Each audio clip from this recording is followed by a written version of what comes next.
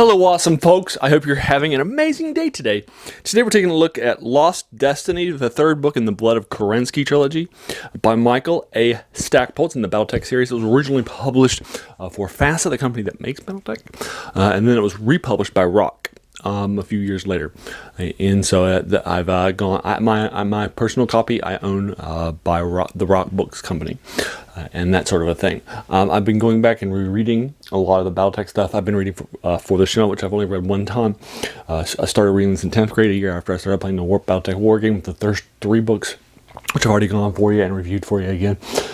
And then I've gone back, which I read and devoured, and then I went back and I read all the other ones that had already been published. I read all the ones that were published in the Rock series as they were published moving forward. And I continued that through college and grad school, and stopped it up and gave it up then. And so I haven't been picking up any books that have been published since then. Although that's most of it in the 80s and 90s. The only book that wasn't republished, that was originally published by FASA and wasn't republished by Rock, is the second book overall. The only one that's not a part of a series, and it's really expensive on the secondary market, so I haven't read that one. I've been going back and rereading a lot of things that I've only read once for this channel. As a reminder, this channel is really about finding older works and rediscovering lost treasures and going to works that are by famous writers that you haven't heard of, like the short stories of H.G. Wells, for example, that we did a deep dive into for this channel. I've been going back here and there and going back and rereading things that I haven't read since I was in grade school or elementary school or junior high or high school or college or grad school.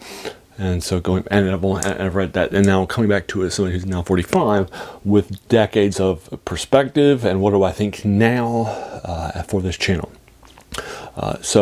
We've been doing that and doing a deeper dive into that. This book was about 390 pages long. It was my initial goal to knock it out in 4 days with about 100 pages each day. The first day I did 90. The second day I did 110. I was really interested in it. The third day, on a Friday, I did it in 120, and I only had 40 pages left for Saturday, yesterday. So I knocked it out, and then I still was in a BattleTech mood, and so I actually knocked out the next book in the series Wolfpack that I'm going to be doing by Robert and Charette, and I'm already 200 pages into it, and I'm recording this on Sunday morning. So I've already done it, and my goal is to knock it out the rest of that because I'm definitely in a mood right now to knock it out. And so hopefully I'll knock out another 200 pages today, record it tomorrow, and then continue to knock out these books pretty quickly. It's been very gripping to go back and reread a series that I really loved. Now, I've gone back and read multiple books by multiple authors, and every author at least 2 books. Robert and Charette has 2 books that I've done, and I've done at least a trilogy of the other ones. And now this is my 6th book by Michael A. Stackpole. Coming out of the BattleTech series when I was just reading it once at a time. Michael A. Stackpole is my favorite writer. He got started in this series. He would go on to write a bunch of other things for a bunch of other series. For example, he's probably a big name in the Star Wars, among the Star Wars community, for writing a bunch of popular novels in the Star Wars universe and the X-Wing series. He also has written other novels elsewhere. I followed him from BattleTech to his fantasy stuff that he made and published, and I've read a lot of those. He was my favorite writer coming out of this series. But going back and rereading it, he's my least favorite writer. He's the hardest to get into and devour. For example, I went back and I read the Robert Thurston First trilogy in the Jade Phoenix trilogy that kicks off the Rock series, and I knocked out 3 books in 5 days, whereas it sometimes takes me 4 days to knock out a Stackpole novel. It's not as gripping. They're really more, and this one too, are really more political thrillers rather than just proper, military science fiction. So they have these sweeping genres, and then they have these battles that they will set up for chapters at a time, and then there's an actual little battle that happens. For example, in the previous novel is the Battle of Luthien, one of the biggest battles in the Clan War, the Clan invasion of the Inner Sphere, and yet it's very short. You could have done an entire novel on the Luthien campaign. He builds up to it as a part of this big giant, invasion by multiple places on multiple fronts, so we build up to it. We talk about strategy. We talk about sending help and so forth from other various leaders. all willing to help out on the battle for the capital for the Draconis Combine, Luthien, that planet. But then we only spend like maybe a chapter or two actually in the actual proper battle itself, and it's from a guy above in a helicopter. That's not what I want to see, right? It's just telling me what's happening and reporting it. That really feels a little disappointing on these major battles. And this novel is telling its major story is telling the Battle of Takeda, the largest battle ever taken place in the Intersphere history. Again, it's pretty quick considering how big it is. You know, for example, I have read the Jade Falcon version of this in the Robert Thurston trilogy. I went back and read it, and it spends more time on Takeda, and it's like a 250-page novel, and it spends more time on Tucaed's battle with the Jade Phoenix than Jade Falcon than this one does with all the clans combined, right? So it feels a little frustrating to me as a reader going back and rereading this, and there's just not a lot about this. Really more about, you know, political intrigue and backstabbing and, you know, joining forces and helping people out. And those sorts of things are really more the Michael Stackpole style. So the 4 writers that I've read, going back and rereading it, Michael Stackpole is currently my least favorite of them. Coming out now, I've read 6 novels of Michael Stackpole. I'm still enjoying them. You know, like I said, I knocked this out in like 3 days plus 40 pages of the next day, and was still in the mood for the series, right? But then I knocked out 200 pages of a 400-page novel by the next writer, right? So you can see how, right. I'm reading the other novelists a lot faster and his novel's longer than Stackpole's novel. I knocked out half a novel in addition to Stackpole in the same day, right? So you can see how that. And so I'm only giving Michael Stackpole's 6th book. It tells a big story, but just doesn't spend a lot of time with the actual epics. I'm only giving this a 7-, like a 6.8 or 6.7 out of 10. Rather than a higher number or a proper 7. So that's where I'm winding up with this novel. I still enjoyed it. It was definitely gripping. This tells the 3rd chapter of the clan invasion.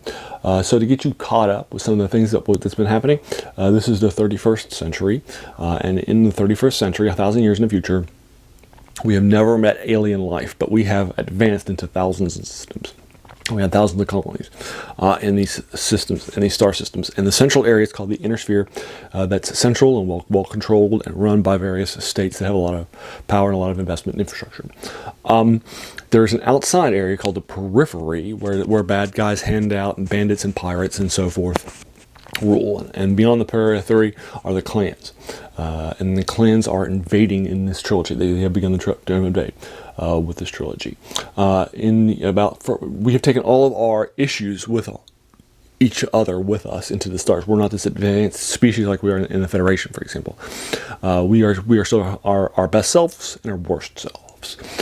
So, for example, there's a time for about 300 years where something called the Star League rules the era for about rules everybody, and everybody gets along, and it's a good time, and we're growing and we're exploring, we're investing in infrastructure.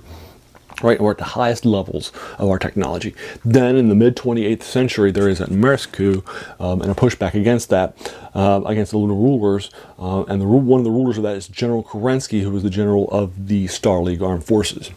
He wins battles. The beginning of weapons of mass destruction are happening in this era. And we're losing ourselves. So he leaves. And heads out and takes his men with him. And he leaves out beyond the Periphery and forms the clans. Which is where the antagonists of the story come from, and then he leaves, and then over the course of there are these 5 successor states in the Inner Sphere that vie for power, and they have over 4 succession wars. Michael Stackpole tells the story of the 4th succession war in his previous trilogy that we've gone back and reviewed, the Warrior trilogy. But now we're a generation later with the scions of the people that were introduced. Kyle Lair, who was the son of the main character, Justin, who was a previous character. Hans and Melissa now have married and joined their unions, and their firstborn son, Victor, is another major character in this trilogy.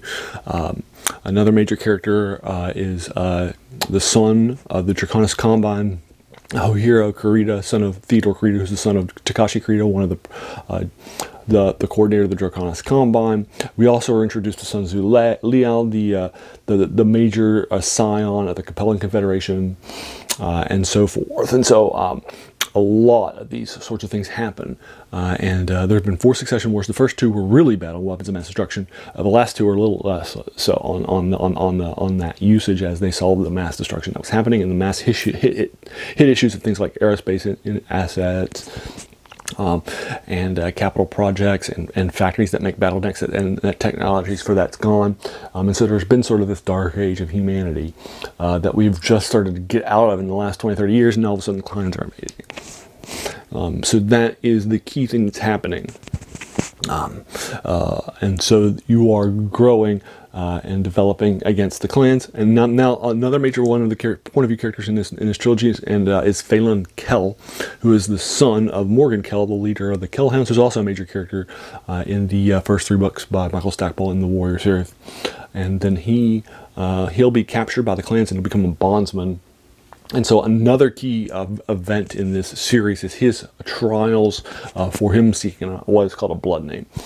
And now he's been absorbed by the Wolf Clan and has become a Wolf Clan warrior. So he's also our key point of view character for the clans, what the clan culture's like.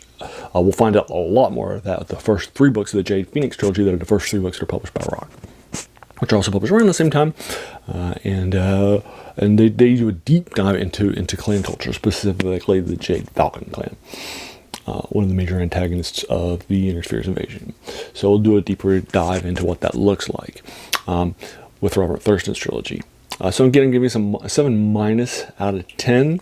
I try to keep my reviews spoiler free, so I haven't talked about any of like the major events that are happening, like the major spoilers or anything like that. I'm just telling you it's basically the story of the Battle of Forked Kid and and Phelan Kell's quest for the blood name. In addition, there are some minor battles that happen too. There is something that happens on the planet of Alcenia, which takes way too much of the space of this novel. There's just way too many chapters, and it's not a key part of the storyline. So I'm surprised that Michael Stackpole spends as much time with Deidre and Kai on this planet in the Jade Falcon occupation zone as he does, because it's not a key part of the story. It's not this revelation or this key event that happens that we spend a lot of chapters with. So I'm also a little disappointed by that too, and that decision by the author. But he's sold a lot, and he's definitely a beloved guy. And again, he was my favorite writer coming out of the series originally, but now going back into it, the first 4 that I've read, multiple books of, he's my least favorite coming out of this one. And so there you are. It's a 7-. Have you read this novel? What did you think of it? Would you like to talk about it? The spoilers in the comments below, or would you like to tell me what your thoughts are? Did you think it was better than a 7- out of 10? Did you think it was about the same? Maybe more of a 6 out of 10 than like a 6.8? I'd be happy to talk with you further about it in the comments below. Also, if you enjoyed this video, hey, why not hit that subscribe button? There should be a lot more of these to follow. And then finally, I want to thank you so much for taking some time out of your day and investing it and watching my video. We all have so many things that are happening in our lives, and we're pulled in so many different directions. So the fact that you spent this time with me is incredibly humbling, and I appreciate it. So thanks again, and have an amazing day.